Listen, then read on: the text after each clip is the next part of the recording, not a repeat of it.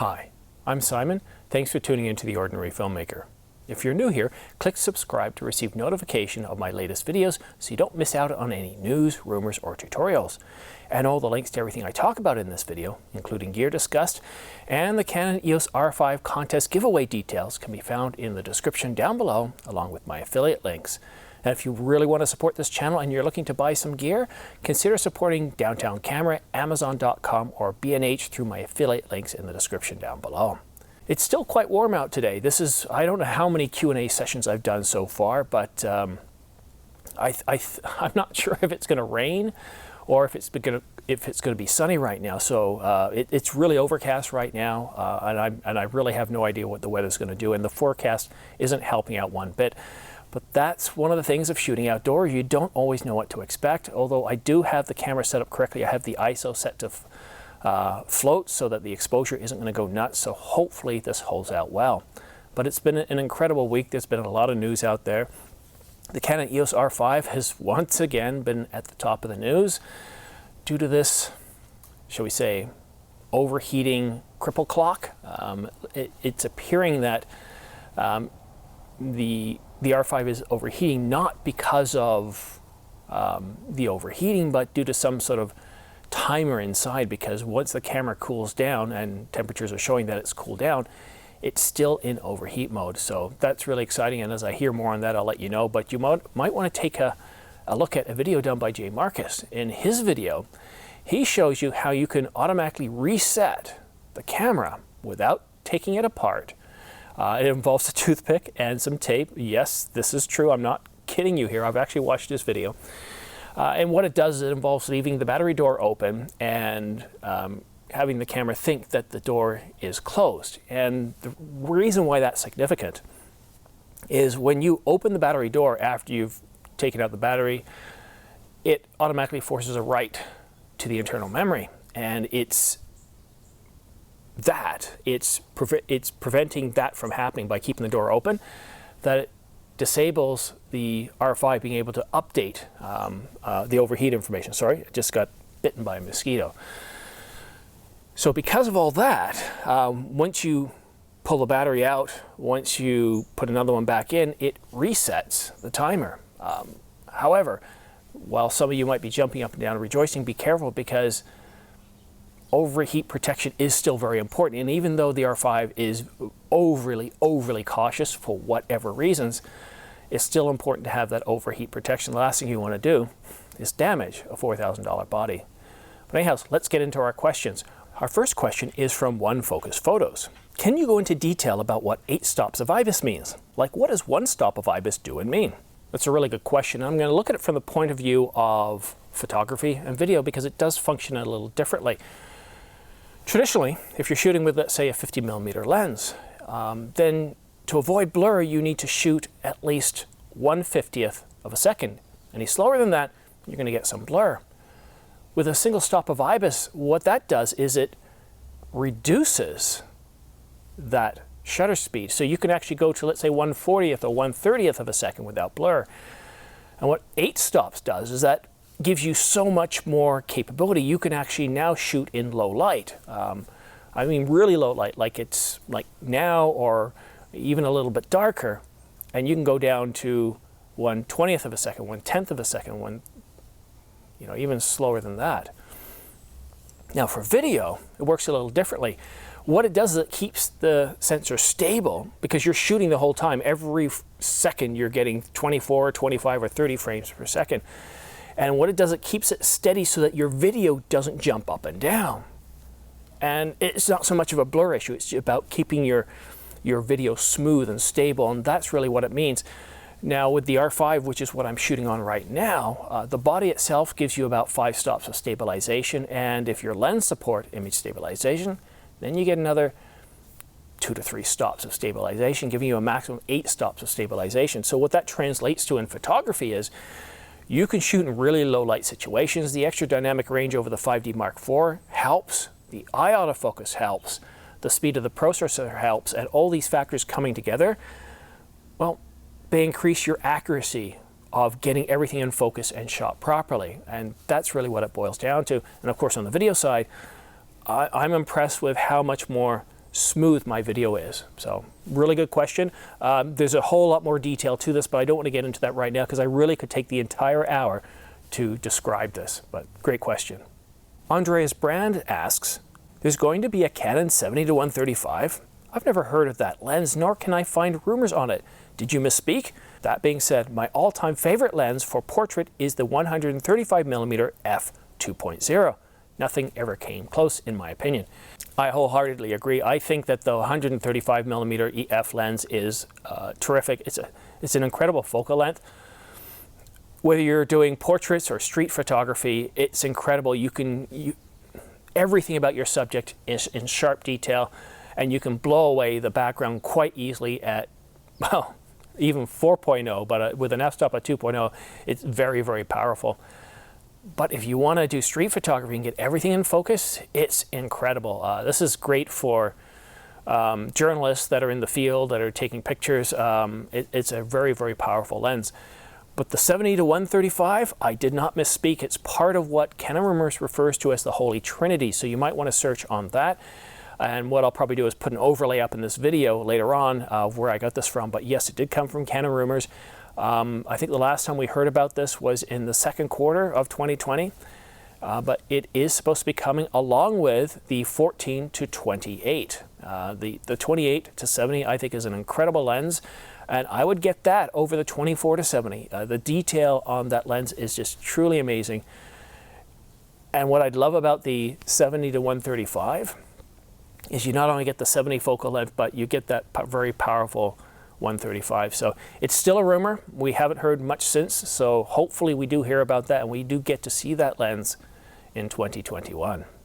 Sidhu Pidu asks, how did you start YouTube and what inspired you to do this R5 giveaway?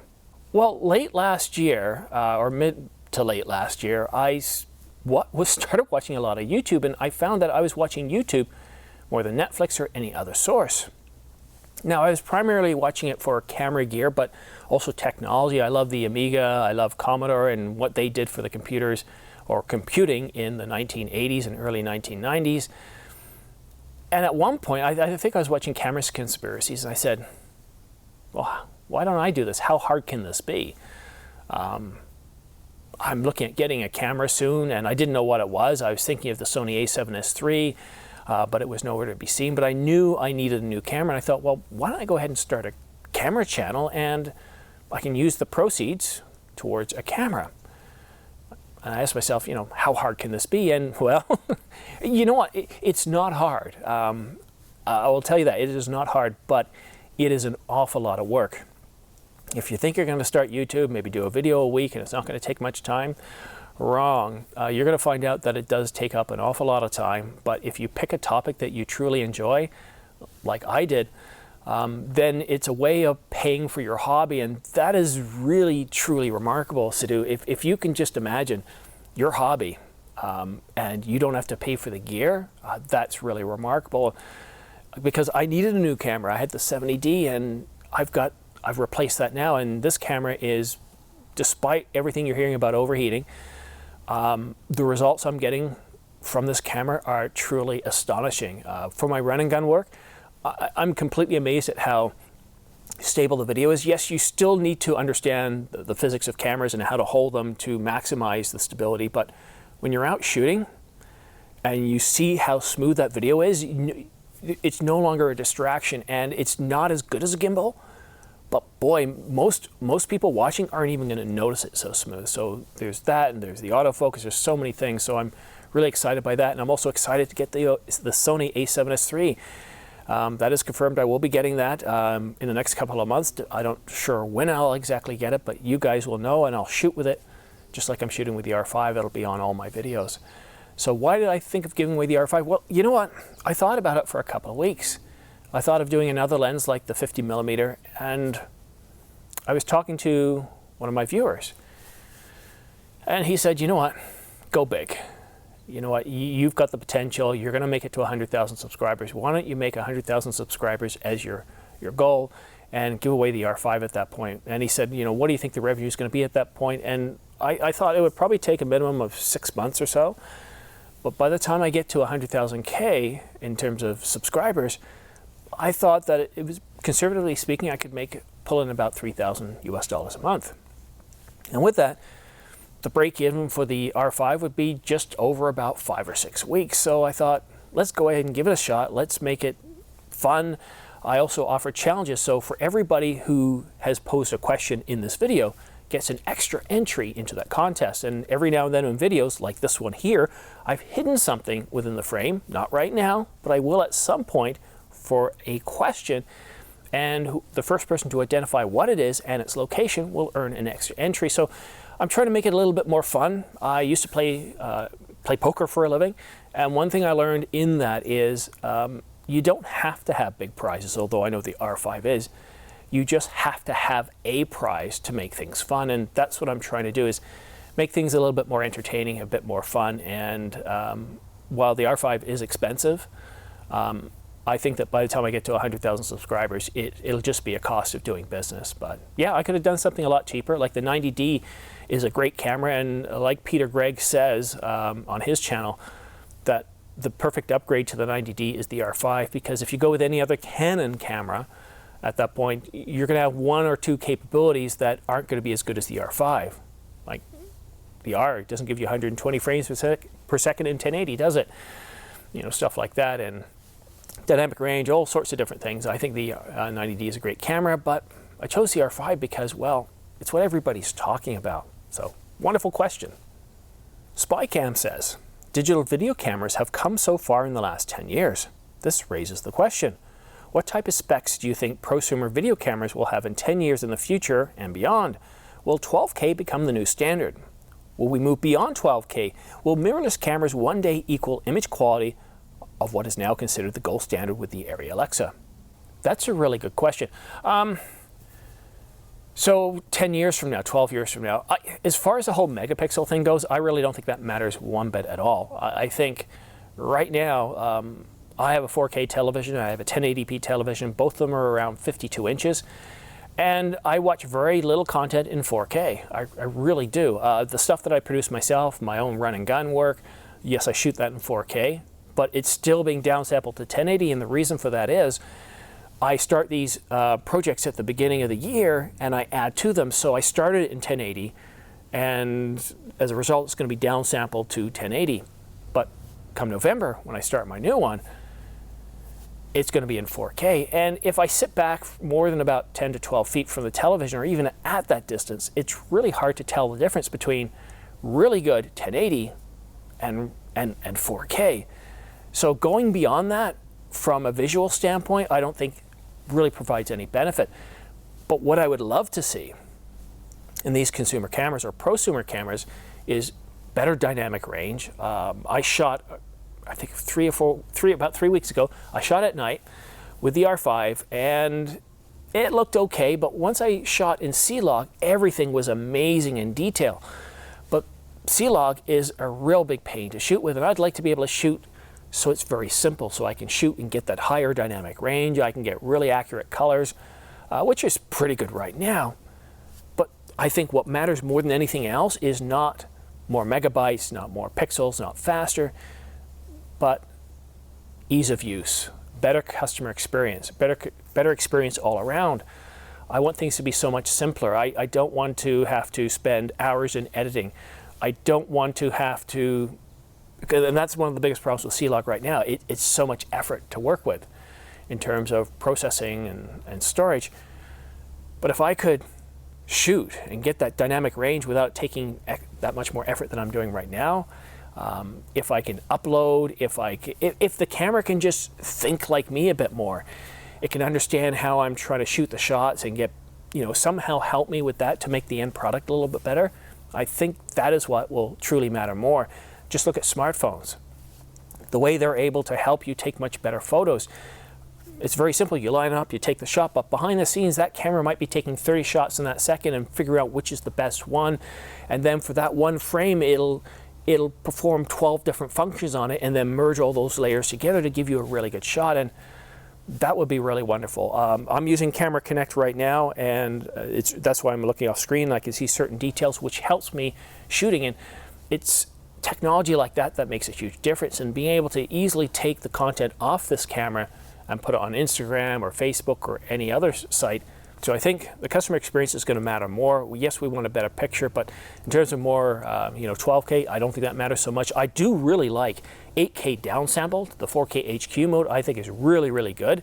And that's where I think 8K matters more, is not the actual output of 8K files, but having an 8K sensor that downsamples in camera to 4K. That truly is amazing. And most of the videos, except for this one, I shoot are 4K HQ, and hopefully the firmware update for the R5 will give us a bit more flexibility there. Giovanni says, I'm currently shooting with a Canon RP. I normally shoot during the golden hour of the evening. I always expose my shots correctly and more to the right in order to avoid any noise by bringing up the shadows in post. But I do notice that my shots are always noisy. I always have my ISO at the lowest it can go. Is there any trick that I can do to reduce noise in the camera? This might actually sound counterintuitive, but by reducing the ISO, like moving towards 100, you're actually decreasing the light available to the sensor, and you'll actually create a worse result. So what you want to do in low light is you actually want to increase that ISO amount, and what you'll find out is you'll be getting much better sensors, or sorry, not better sensors. You'll be getting much better photos with less noise, so that will really help. And also, guys, I do apologize. There has been a little bit of noise in the background. There was a car starting up there a little while ago. So hopefully that didn't translate too much. I am using two mics here. I'm using the Tascam DR10L, and I'm using the in-camera microphone. So what I'll likely do when I get to that part is I'll zero out the R5 because it picks up more noise than the Tascam does, but hopefully it doesn't bother too much. All right, let's get to our next question. Frosty asks, when can we have the ordinary Filmmaker drone flyer segment for relatively inexpensive drones? I will be doing a segment this fall. Frosty, as you know, I do own the Mavic Pro, and I think it's a great device. I haven't used it yet this year because, well, I've been stuck at home. And I might only use these, the Mavic Pro drone, for maybe 3 or 5 times a year, but they really do help. Where else, or how else are you going to be able to afford to use a helicopter to film stuff? And that's really the power of these drones. It's not that, oh, I can fly. It's that you can now take shots that normally you'd have to spend thousands of dollars hiring a helicopter for. And I think it's really terrific to get that bird's eye view, even if it's only 20 or 30 feet up. But if you're in cottage country, if you're out in places like Thousand Islands, there's so many great places where you can get wonderful shots to really help tell the story about where you are. And so yeah, Frosty, probably in the fall I'll do that. We're almost there now. It's almost September, but late September, October is probably when I'll do some drone stuff. So, good question. John says, getting ready to look up low light shooting with the R5 and R6. Was curious if you had or could address the topic. You didn't specify photo or video, so I'm going to assume both. This is what I do with video. When I'm trying things out, I'll take the camera outside. Now, I would definitely shoot with 1.2, 1.4, 1.8 if you can. F4 and above is going to be a bit more trickier at light. I was going to say very tricky, but 1.2 will give you a lot of options. And then what I would do if I'm shooting video is I would start off with 1.2. I would start off maybe the shutter with 1/30th over 1/60th, because 1/30 is going to give you a bit more light. And then I'd try the different ISO levels. I would try maybe just for a baseline, try 100, then go to 200, and then 400, and I'd call it out as I'm changing it in the video. Now, if you're doing photos, obviously it's not going to record you saying anything, but the metadata within the file will record that information, and that will help you determine which is the best. You want to do this relatively quickly because even over a 5-minute period, the lighting can change dramatically from the camera's point of view. So yeah, fast lenses, you want to shoot at 1.2. You definitely increase the ISO. That's going to make a huge difference. Some people think that you want to try to shoot at ISO 100 all the time. That's not the case, especially in low light. The R5 does a really, really good job. If you're shooting photos, one thing you're going to notice is that IBIS is really going to help you an awful lot. It's going to help stabilize it, so you're not going to have to worry about blur as much. So you can try a faster shutter speed if you want to. I've shot, as far as video goes, 1/60th of a second, and it's a bit more of a challenge. You will get a bit more blur if you shoot at 1/30th, but consider the scenario that you're shooting. If you're shooting in low light, like I was shooting at 11 o'clock at night with the R5, with C-Log, and yes, there was a little bit of blur, but you're shooting at night. It's going to add to that mood. It's not going to be perfect.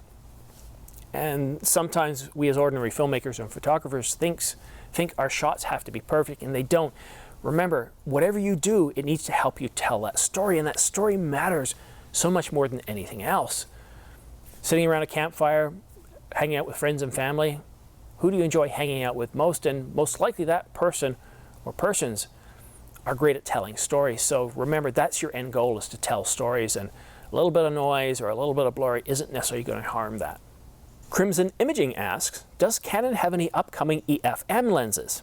Well, yes, according to rumors, we have about 5 lenses, and that's these ones here. We have the EF-M 15mm, 52mm, and 62mm. Now the first two are at f2, they're STMs, but the 62mm is an f4. We also have the 18 to 45 f2.8 to 4, and the EF-M 100 to 300mm f5.6 to 8.4. Again, these are rumors, so it's hard to know when they're coming out. And initially, we were rumored to have these coming out in later 2020, but it's really hard to say what's happening this year. I know we're going to be getting some more RF lenses before the end of this year, but EF-M, it's really hard to say. We're supposed to be getting an EF-M body, and if that comes out, I wouldn't be surprised if we get a few lenses, but the last rumor I heard was saying it was going to be towards the end of the year in December, and it was going to be in Japan, with the rest of the world getting it in 2021. So we'll just have to wait and see on when those come. But Canon Rumors is one of the best for reporting this information, as well as Nakashita. Jeffrey asks, hi Simon, can you explain the different modes below 4K 30, e.g. 1080p mode, crop modes, and FPS? I want to get a better understanding of the other modes that don't overheat. I've created a simple chart here. It's not the best looking chart, but this will give you a really good idea. Now these modes that I have highlighted in black and red are the ones that I use the most often. I use 4K 120 for simple slow motion. Yes, you do have a limit of about 7.5 minutes, but really that's not going to be an issue for slow motion. Most of the times you're not going to need more than 10, 20 seconds. If you're a wedding photographer, then yeah, you're probably going to want a bit more 4K 120, and this could be a bit of an issue for you. So in 4K 30, you can shoot for as long as you want. You're not going to have to worry about overheating.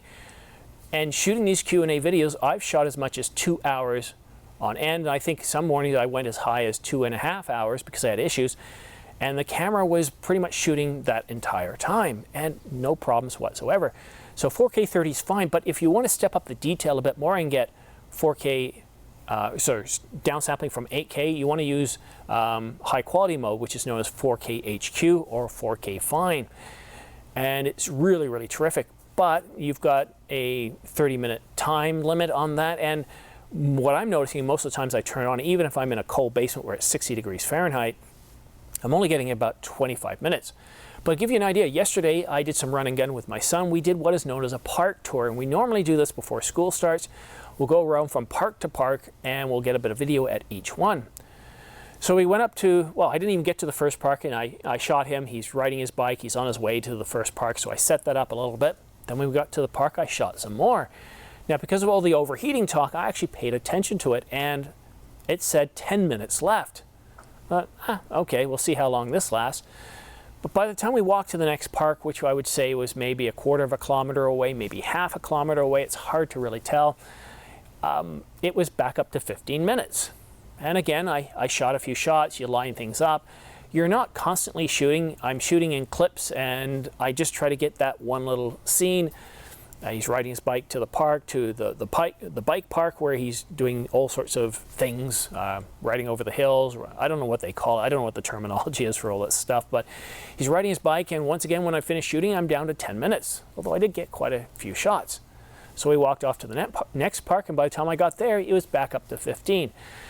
Normally, I don't pay attention to this, but like I said, with all the talk, I've been paying more close attention to it. But if you're doing a lot of run and gun working, you're shooting clips, I've never ever had a problem with overheating. So 4K HQ for that type of stuff, if you're doing family stuff, if you're doing birthdays and that kind of thing, and you're not shooting it for 10, 20 minutes at a time, then the 4K HQ is going to be really good. And if you are going to shoot for like 20, 30 minutes at a time, just keep in mind that once that time is up, you're not going to be shooting in 4K HQ anymore, but you can go back to 4K 30 and the camera will do fine, or you can do 1080. So once the camera's overheated, you can go back to the non-overheating modes, 4K 30 and 1080, and the camera's going to be fine. which I find really strange, but then again, they're having troubles with this, and we'll probably see a firmware update. Well, it looks like it's going to be sunny soon, so just give you a bit of a weather update here. The skies have almost completely cleared, so I shouldn't be in trouble. This is my normal spot here, but I can tell the lighting's changed a whole lot more, so we shouldn't see too much of changes, because with the ISO set to float, the R5 does a good job of slowly adjusting it.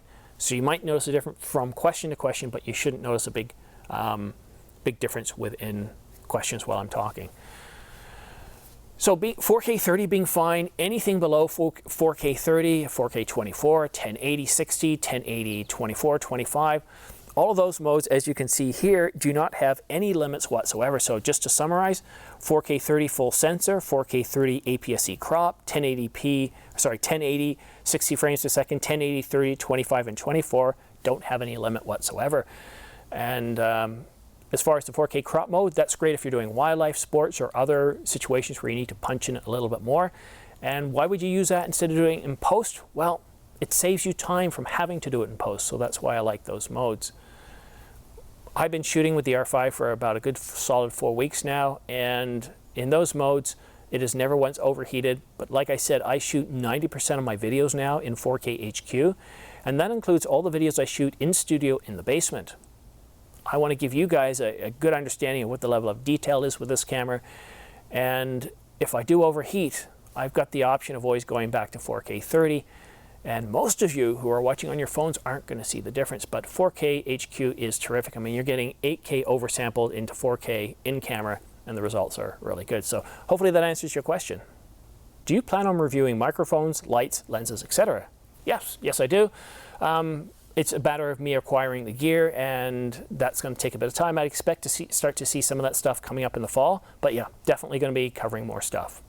Anonymous says, the R5 has 2 card slots, which so many people have asked for. However, for a first timer using 2 card slots, what's the best combination? I will definitely have RAW to the CF card, as it gives more room for post-production if I need it. Should I use the SD UHS 2 card, switch when the CF card is full, create a backup RAW image, or create a backup JPEG? Depends on what outcomes you need out of the camera. I'm a filmmaker, so I'm shooting an awful lot of 4K. The CF Express card isn't needed to shoot 4K, but when you want to move that content off the card, and let's say you've shot 60 minutes like I have, even a fast UHS 2 card is going to take a long time. The CF Express card allows me to get all the stuff off the camera in about, 10 minutes or so. An SD card, it's almost like 40 minutes. It's ridiculous the amount of time it takes. So from just speed, you want to shoot all your video, you want to shoot it to a CF card. It really makes a huge difference if you can budget it. Now photos, I have it shoot to both cards, and there's a reason for that. Sometimes when I shoot video, I also take photos, and I don't want to have to pull out both cards, bring it into the computer. It's just so much more convenient to have everything on one card. But what I do is, at the beginning of a new video, I format that card so those photos are lost. So by saving all the photos to the SD card, I can go back weeks and months and not worry about losing photos. But the CF card is all about videos. If you're a photographer, then look at it this way. If you're shooting a lot of photos, and I mean a lot, like you're shooting several thousand in a day, or you're shooting a lot of raw photos and they're really adding up, you definitely want those going to the CF card, because you can pull them off a whole lot faster. And what I would do for photos is, whatever you shoot to one card should be mirrored to the other card, guaranteed always. One problem though with this setup, the one that I have, is for whatever reason the R5 says, yeah, I know you said you wanted to save it to one card, but I'm going to put it to the second card slot, which is the SD card. I don't know why it does this. Now you can force the R5 to say, no, it has to always be here, and if you don't have a card there, it won't be saved, and I don't like that. So I just got to remember to check the card slot before I start shooting to make sure it's saved to the right card slot. So hopefully I am saving it to the CF Express card slot right now, because sometimes I do forget to check, like I did at the beginning of this video. Mike asks, can you do a video showing your settings and the changes that you've made to the R5 defaults, and explain why you have chosen them? Keep up the good work. Yeah, I will do a video on that, but just for now, to give you an idea of what I normally shoot with, normally the camera's set to 4K 30, and that's all I and 29.97 frames per second. So that's almost always what I'm set to.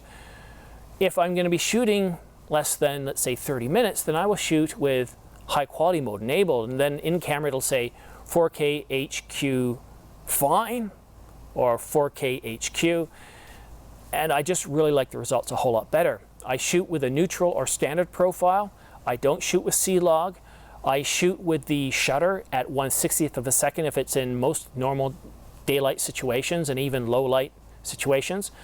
The f-stop will range depending on what I'm trying to accomplish. Here it's set to f11, and the ISO I always let float, and that's the video side of things. Photos, I really haven't, I'm still playing around with that because I shoot 80–90% of the time using the video side, but once I've really got my photo side set, I'll cover that stuff off as well too. But if you have any questions, Mike, about anything I've said here or follow-up, put it in the comment section down below and I will follow up with you.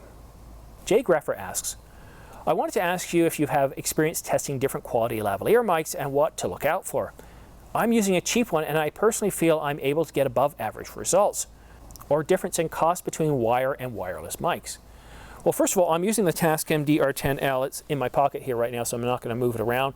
I like it a lot. It costs $200, and when I was looking at getting a mic, I wanted something decent. I was using the 70D at the time, and the internal mic was absolutely terrible. Go back and look at my first few videos and have a laugh. Seriously, they were really bad. But I didn't want to waste money. I didn't have a lot of money, and yes, you can get lavalier mics for around $50 or $30, and they're going to produce way better results than you're going to get from an in-camera microphone. But because I didn't have a lot of money, I thought, well, what matters most to me than anything else? And to me, audio is so very important. Unlike photography, with video, you get that sound and you feel it sometimes. You can actually feel sound and it can really touch you emotionally. So I wanted to make sure I spent a decent amount of money, but not a lot of money. And I found that the Tascam lavalier mic, the DR10L, at $200 was probably the best I could get for the price, and so that's what I went with. But you can get you can get $30–50 mics that perform really good. But there are others out there, but you know, from what I've seen the results of this microphone, I think it's terrific. So I highly recommend the Tascam DR10L. For the price, it's probably about the best you're going to be able to get. But if you're happy with your other mics, then you know, keep using them. The only thing I might do differently is I don't have a dead sock or dead cat on this thing, and if the wind picks up a little bit, it can create some noise. So that would be one thing I would add to this. But no, I'm really happy with this, and I've been using it for about 9 months now and haven't had any issues. So I think this one's highly recommended. Pierre asks, do you think the overheating is fake? It's definitely not fake, but I'm going to read into that question a little bit more. Do I believe that the limits in the camera are artificial? Those overheatings are artificial? If they're not artificial, it's very sloppy. We've seen a lot of tests now, and the evidence indicates quite clearly that when the camera isn't physically overheating, we can use this from EXIF data coming out of the camera, or we can actually use other thermal tools looking at the camera. The camera is definitely not overheating, yet it's in overheat mode. And it doesn't take 2 hours for this camera to cool down. In the worst scenarios that I've seen tested, within 10 to 15 minutes, it's cooled back down to normal. And there was the test that Andrew Reed did where he was shooting in a fridge and it still overheated. So I'm very careful of what I say because I am a YouTube presenter and I have what I say can influence people. So I'm not going to come out and say anything like I believe that Canon's lying or Canon's doing anything to us or that this was intentional, because I just don't know. I don't have the facts. But all the data points that we have at this point point to the overheat limits to being overly cautious, inaccurate, and restricting and hindering the customer experience. And I think that's really negative here. To shoot in 4K 30 and camera overheats, okay, fine, if that's actually what's happening. But then to wait 2 hours for it to fully cool down, it's not acceptable. I don't know what's going to happen here. I do have information. This comes from Canon Rumours, stating that we are going to be getting a firmware update. They're always going to be giving us firmware updates, but the first firmware update, they are going to address overheating. But how are they going to address it? What are they going to do? Are they going to eliminate record times, which is nice, but that doesn't address overheating? Then overheating, are they going to change how they measure the temperature of the camera and give us something far more realistic? The R5 isn't a small body. It feels really good in the hands. It's almost the same size as the 70D that I had, a little bit smaller than the 5D Mark IV. Same with the R5 or the R6. We shouldn't be having these overheat modes like 4K 30 overheat. That's ridiculous. So I think a lot of this is artificial. If you're on the edge, wait to see the firmware updates happen. I'm an early adopter, and people buying this camera right now are early adopters. We expect to encounter issues. Don't want to encounter issues? Wait for the first update or second update, and then you'll have a better idea. But it is a very good camera. The results are very good, but the overheat doesn't affect me too much. Although sometimes when I'm shooting videos, if I'm getting close to that 30-minute mark, I do get my anxiety kick up a little bit, and that's not fun. I mean, we shouldn't have anxiety over shooting. We shouldn't be. It's kind of like internet service. Back in the days before we had unlimited, you had a cap, and then they would charge you these aggressive, couple of dollars per gigabyte if you went over, and you're constantly watching your gigabyte instead of actually enjoying your content and what you're trying to do. And I think companies that take this approach, if it's intentional, it just hurts them in the long run because it ruins the customer experience. And right now we can see with the A7S III, you can record in 4K 60 and chew up the entire battery and not have any problems. So yeah, I do think that the overheat issue is real, and that Canon most likely is going to do something to improve upon it, but I don't think I wouldn't expect miracles. But speaking of battery and overheating, I just used up my last battery, so I got about 40 minutes out of it, well, almost 50 minutes. But what stopped me is I didn't have a fully charged battery, because normally I can get 2 hours out of it. And that probably tells me I'm rambling a little bit, because it's 8:16 and I'm going just over an hour. So I need to shorten my answers a little bit more, but got a new battery in there, and I was recording to the CF1 card, so I'm very happy about that. So let's move on to the next question. Do you worry about the long-term viability of the Canon system? Do you worry about the long-term viability of the Canon system? I know they have market share, but Canon sales are down across the board, and I know Sony has money from several sources. Their decision to cripple the R5 makes me wonder if they will last in this shrinking competitive industry. Well, a lot to unpack there, Joseph. So first of all, we have the numbers from 2019, and Canon is actually up. They grew their market share by about 2.4% and have 45% market share. Sony is now in second place, but at a distant, I think, 24%? So they're not in any trouble right now. The whole thing with the R5, I'm shaking my head. I'm sure heads are going to roll over this. This is creating a lot of bad press. People are canceling their R5s. People are getting frustrated with Canon, because a stunt like this, it hinders the customer experience, and that's only going to push people away. But for me as a Canon user, one of the reasons I bought the R5 is I already had the 51.2 lens alone. Going to another system and buying a 1.2 is very expensive. So I went with the R5, and I'm not regretting that choice. Now, let's say Canon does start a slow fade. It could take anywhere from 3 to 5 years for them to go belly up. And even if they did do that, we'd still have plenty of lenses for both the RF and the EF that I would be good for many, many years. Enough years that if I decided to move off into Sony or somebody else, it would take me years, and I could come up with a migration plan. So I'm not really worried about that. I mean, there's over 107 EF lenses out there. We got about 11 RF lenses, and yeah, I'm not really worried about that. I mean, I look at my trusty Amiga computer. I can still get parts for that thing, and it's 30, 40 years old. So when you've got a system that is as well entrenched as Canon is, if they do eventually fade to oblivion, you're going to have support for parts, lenses, and gear for many, many years to come. Stop the FOMO asks, will Cinema Raw Light be easier to edit on DaVinci? Yeah, definitely. You got to realize that Cinema Raw Light files are a lot smaller without losing information, and that's really key. We've been able to actually edit Cinema Raw Light files for several years at least, because the C200 outputs in Cinema Raw Light, and people have been able to edit those on DaVinci Resolve for quite some time.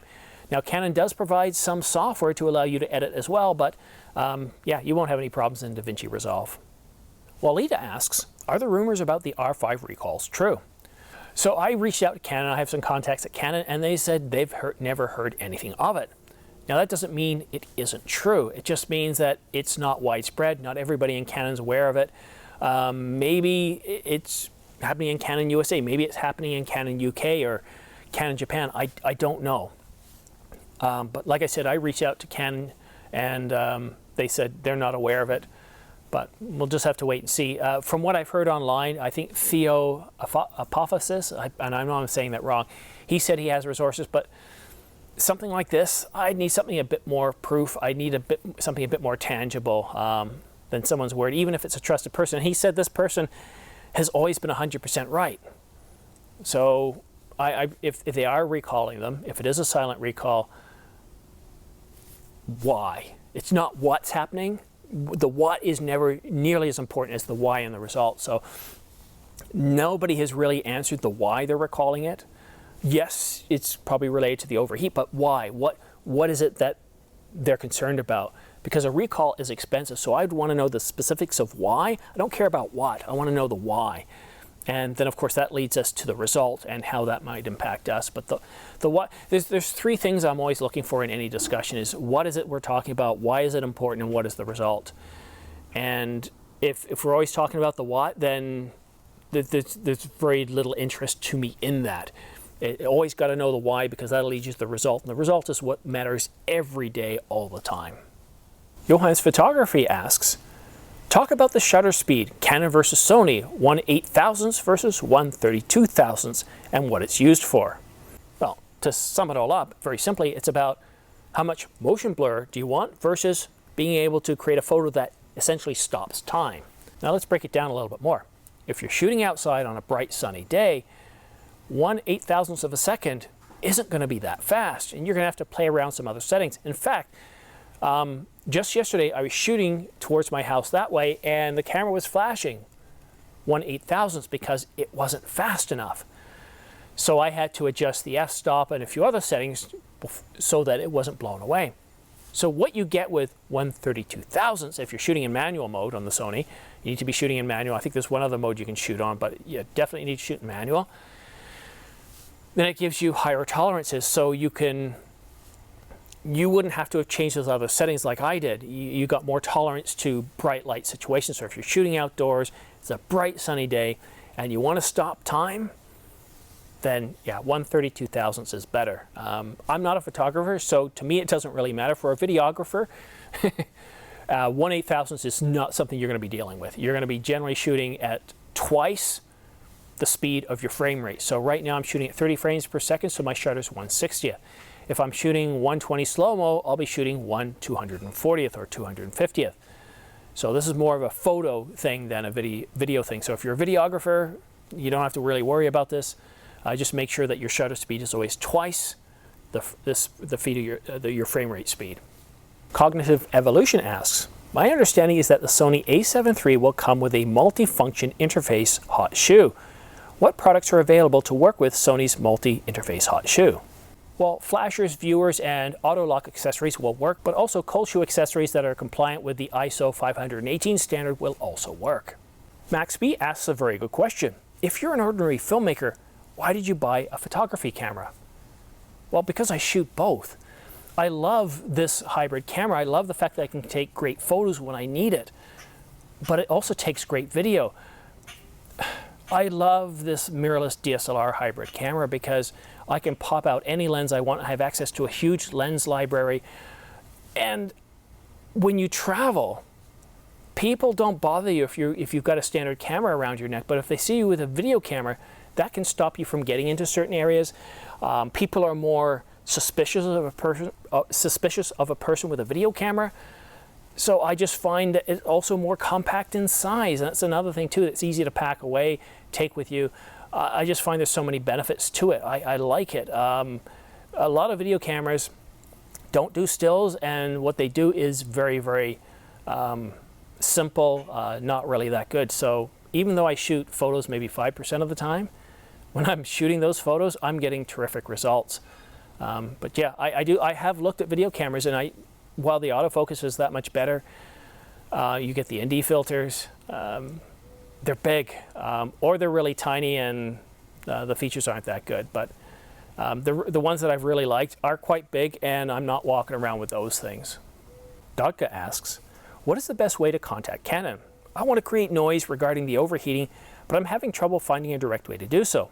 Any help on this would greatly be appreciated. Well, you just dropped a question here, so that helps. First thing, call support. If you have the camera, call support and say, I got a problem with this. If you don't have the camera, call up and say, you're looking at the camera, but I need to understand the truth about this overheating. Does it really overheat? You can also send in feedback. Usually on the website, there's an opportunity for feedback. If you produce content on the web, make noise. Just bang the drum. Those are a couple of ways that you can help get this noticed. Corey asks, do you think that Canon will come out with an APS-C camera with the RF mount anytime soon? Well, Corey, back in April, Canon Rumours said that we're going to be getting a high-end APS-C camera with the RF mount. It wouldn't be an RFS, it would be using the RF mount. I've heard very little since then. I don't expect anything to come out this year, but I'd say it's on the radar, and most likely for 2021, along with a high megapixel camera on the RF mount as well. The 1984 US asks, hi Simon, maybe I missed it, but I was wondering, what is your actual day job? Well, I kind of do two things. Primarily, I'm an enterprise architect, but I'm also a certified project manager under the PMI. Most of my work is all enterprise architecture related, and no, it's not about designing buildings or anything like that. But it is very much about designing companies or designing or aspects of, it's all about strategic direction. So when I work on projects or I go into an area, usually there's some problem that they need help with. So the first thing I do is identify, well, what are the problems? What are the problem statements? How does this problem affect cost or schedule or scope or anything like that? Who are the stakeholders that are affected? What is the vision of this department? What are their goals and objectives? What are they trying to achieve? And then, of course, I'll dig a little bit deeper as the need may be. What are the outcomes that they're trying to achieve? What are the capabilities they're trying to achieve? And whenever I present my information, it's always done in a very graphical way. As you guys have seen my heat map for camera capabilities, well, I do the same for companies. If we're looking at banking systems, if we're looking at work management systems, these software applications have thousands of different functions that can quite easily confuse people. And if you're trying to make a decision on a $1.5 million system, being confused about what it can do is, well, it's hard to get a decision made. So what I do is I boil things up into, well, these are the goals that it's going to meet, these are the objectives it's going to deliver, and these are the main capabilities that it delivers. So you've been asking for these capabilities, and so I list up all the capabilities they're looking for, and then I color code them saying this software application definitely does this, paint those green.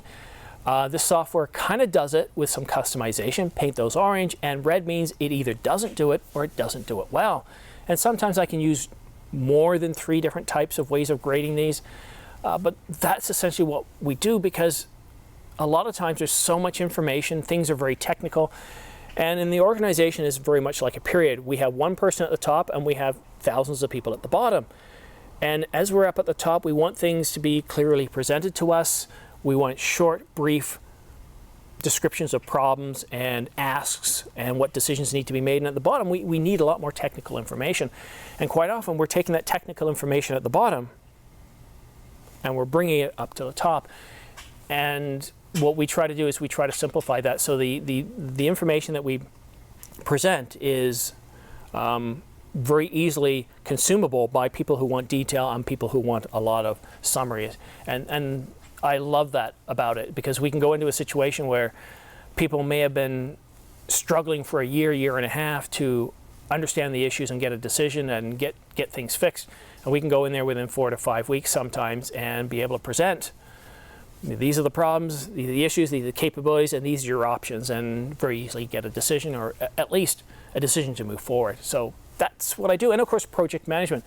I used to do project management 100% of the time. Now I don't so much do it. It's mostly enterprise architecture, and you do enterprise architecture projects. But the principles, the different processes from the PMI, from planning to initiating to quality control and conclusion and executing, it's still very much in my mind. The one thing I like about enterprise architecture is they don't say, no, you have to follow TOGAF or you have to follow Prince.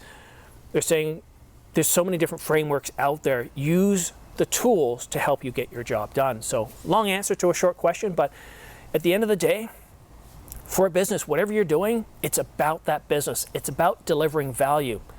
And if you're not delivering value, if you're not part of a value stream, then you need to be a little bit worried, because when things get tough, it's those areas that can't deliver value that are often outsourced or let go. Our last question is from Popcorn. Does the Canon R5's eye autofocus work?